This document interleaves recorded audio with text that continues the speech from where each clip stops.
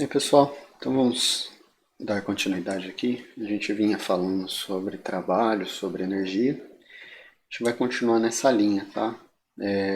A gente falou bastante sobre trabalho, sua definição, sobre energia cinética, né? Na verdade, energia cinética de translação, não entrei muito nesse assunto, mas a energia que está associada a esses movimentos retilíneos.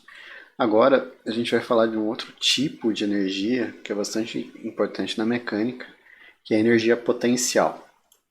Bom, então, só antes da gente falar de energia potencial, eu gostaria só de recapitular o seguinte.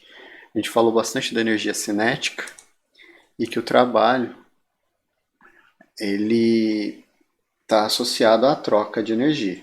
Então, se a gente escrever energia cinética, ela é dados em termos da massa e da velocidade, certo?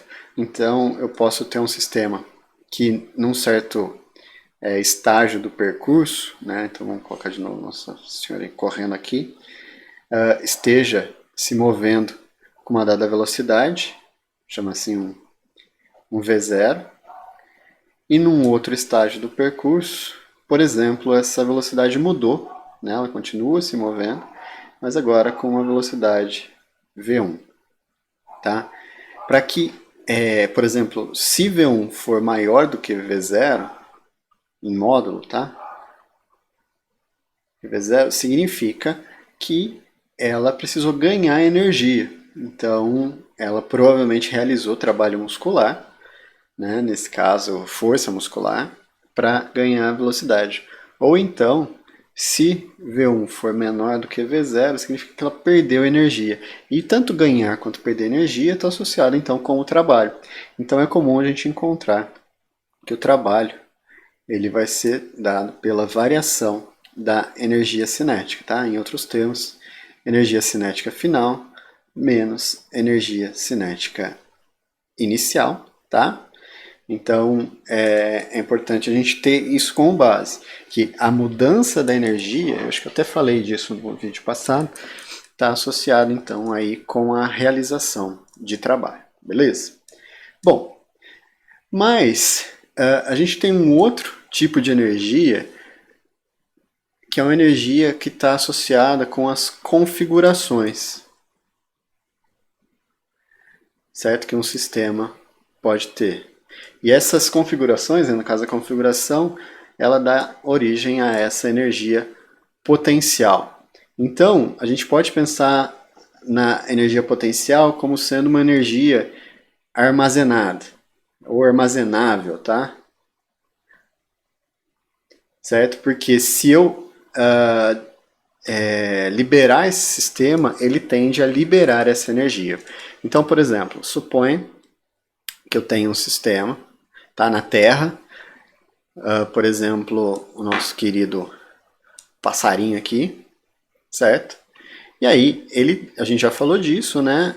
A força gravitacional realiza um trabalho puxando ele para baixo. Então eu tenho aí o peso que puxa ele para baixo. Nessa configuração, em relação ao solo, por exemplo, ele está a uma dada altura h. Então vamos supor que eu estivesse segurando esse passarinho aqui. Tá? Se eu estou segurando, significa que eu estou fazendo uma força em sentido contrário aqui para equilibrar o peso. Então eu estou realizando trabalho para que a força-peso não realize trabalho, ou seja, para que a força-peso não puxe esse cara para baixo, certo? Então, o que acontece é que se por um acaso eu paro, né, de segurar esse passarinho, ele vai descer. Então, eu posso substituir esse conceito de força armazenada aí, por energia. Então, em relação ao solo, né, então ele está a uma dada altura h, e em relação ao solo, ele tem um potencial de ser puxado. E isso a gente chama de energia potencial. Essa energia potencial, ela é sempre em relação a algo, tá? Então esse termo é importante. Em relação, tá? Então, por exemplo, se ele está a uma dada altura, ele tem uma certa energia. Pensa assim, se ele tá, quanto mais alto ele tiver, por mais tempo essa força gravitacional vai poder agir sobre o pássaro e vai fazer com que ele ganhe mais velocidade, ou seja, mais energia cinética. Então, quanto maior a altura em relação ao solo, maior é a energia potencial. Então, essa energia potencial ela é dada em termos da massa, gravidade, tá? E a distância em relação ao ponto, vamos colocar assim, ó, mg delta h, ou delta y no caso, tá? Onde y, esse delta y é a distância em relação ao ponto de referência. É comum a gente ver essa expressão como sendo mgh, né? Mas por quê? Eu estou considerando que ΔH, ΔY é a altura final menos a altura inicial, e se essa altura inicial for zero, então eu tenho ΔY aí igual a H, tá? Então, isso é importante, porque, por exemplo, vamos colocar mais uma vez essa situação. Né? Se eu tenho aqui, meu sistema de referências, eu tenho o pássaro, e ele está a uma certa altura H. E aqui embaixo eu tenho uma caixa, por exemplo, certo? E essa caixa tem uma altura A.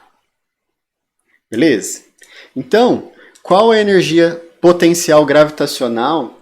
Né? Por que gravitacional? Porque é a força gravitacional que tende a gerar energia cinética no pássaro, se por um acaso ele parasse de bater asas ou se eu soltasse esse pássaro, por exemplo, tá? Então, qual que é a energia potencial gravitacional do pássaro em relação ao solo? Então, em relação ao solo, a variação, né? Não sei, deixa eu ver como que eu coloquei aqui em cima. Eu pus ΔY.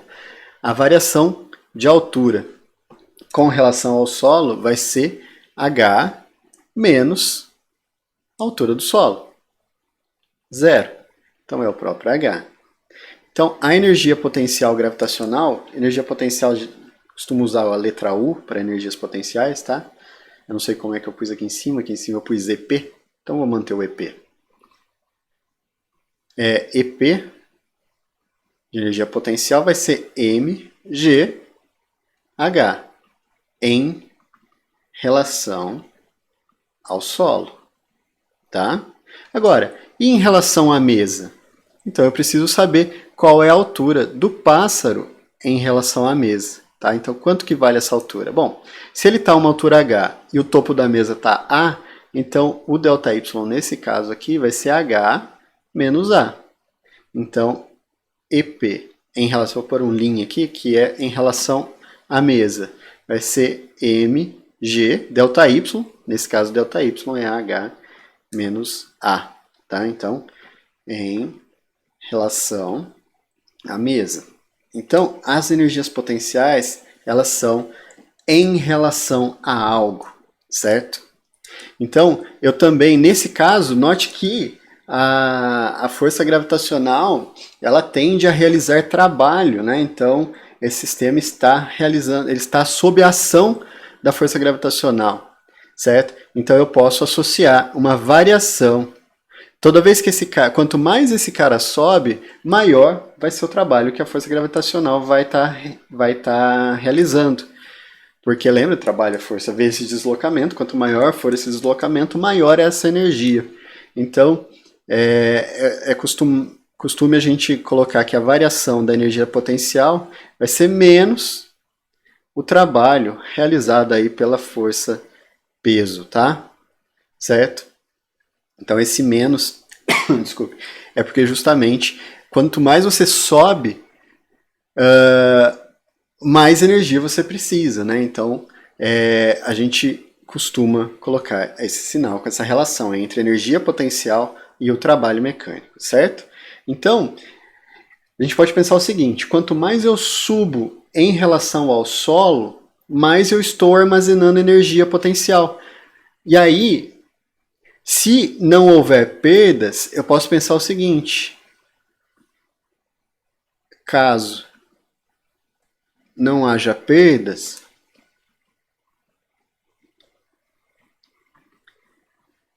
ou eu tenho um sistema que é conservativo, na hora que eu solto esse pássaro lá de cima, a energia potencial vai ser transformada em energia cinética. Isso aqui é relativamente óbvio, né? Porque se eu solto o pássaro, ele ganha velocidade. Por que ele ganha velocidade? Porque tem uma força puxando esse cara para baixo. Né? Então, que força? A força gravitacional. Então, quem está realizando o trabalho é a força gravitacional. Então, ele tinha uma energia potencial armazenada pelo fato dele estar a uma certa altura em relação ao solo. Então, essa energia potencial, ela gera energia cinética. Então, vamos supor uma situação em que eu tenho um pássaro com uma altura h em relação ao solo. Então, no início, ele está parado, por exemplo. Então, a energia desse pássaro vai ser dada sempre pela soma de todas as energias potenciais e de todas as energias cinéticas. No caso, ele está parado, né? Então, a energia cinética dele no início, tá? Vamos colocar assim, ó, energia total, o Izinho é do início do movimento, ou seja, a hora que ele está lá em cima. Vai ser meio de m vezes a velocidade desse cara ao quadrado, certo? Mais a energia potencial associada ao fato de ele estar lá em cima. Mas em relação a quê? Em relação ao solo. Então isso aqui vai ser mg delta y, ou seja, a altura, em relação ao solo, que é h, a altura que ele está em relação ao solo. Tá? E no final? No final, né, então energia total, no final do movimento, ou seja, a hora que ele chega no solo, vai ser o quê? Meio da massa desse pássaro, a velocidade final desse cara ao quadrado, tá? Então isso aqui é energia cinética final, mais a energia potencial, mg, e a altura dele em relação ao solo. Mas se ele já está no solo, a altura dele vai ser zero, tá? E nesse caso, a velocidade inicial é zero porque ele está parado. Se o sistema é conservativo, isso quer dizer que a energia final, né? Então a energia total final, Fzinho, tem que ser igual à energia total inicial, porque a energia se conserva. Então eu posso igualar essas duas expressões. Então eu tenho ali meio, deixa eu só subir um pouquinho aqui, meio de m velocidade final ao quadrado mais zero igual a 0 mais mgh. Tá vendo? Ó? Não depende da massa, porque eu não tenho nenhum atrito associado a esse movimento. Então, isolando a velocidade, eu tenho aqui que a velocidade final ao quadrado vai ser 2gh. Tomando a raiz quadrada, o módulo da velocidade final vai sair raiz quadrada de 2g vezes a altura. Então, ou seja, quanto mais alto esse cara tiver, maior vai ser a velocidade final. Por quê? Mais energia potencial ele armazenou. Certo? Então, tá vendo que a gente consegue, simplesmente olhando para o início do movimento e para o final do movimento, perceber o que aconteceu e entender esse tipo de movimento, tá? Então, é isso que a gente tem para energia potencial gravitacional. Então, eu vou parar por aqui para não ficar muito longo, mas, em resumo, a força gravitacional que está puxando esse pássaro ou esse objeto em direção aí ao centro da Terra gera esse armazenamento de energia, né? Só que se eu, por um acaso, solto, né? No caso do pássaro, se ele para de bater asas, ou se eu estivesse segurando alguma coisa com a mão a uma certa altura, na hora que eu paro de fazer força contra o peso, então toda essa energia que está armazenada, ela vai sendo convertida em energia cinética, tá bom?